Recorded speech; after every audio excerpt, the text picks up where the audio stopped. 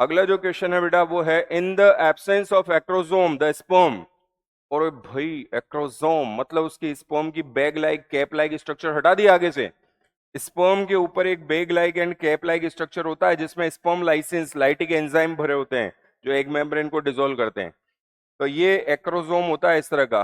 और इस एक्रोसोम के नीचे फिर आपको पता है स्पर्म का न्यूक्लियस और पूरा स्पर्म का जो है फिर आप ये तो हेड हो गया, फिर स्पर्म का पूरा स्ट्रक्चर पढ़ते हो आप।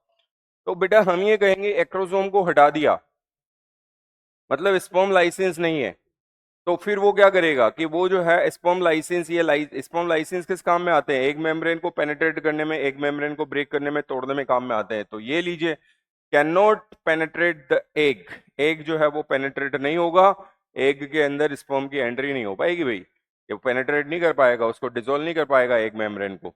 तो मेरे ख्याल से ये आपको समझ में आ गया होगा बेटा कि ये स्पर्म जो है वो स्पर्म जो है जब आएगा किसके पास में?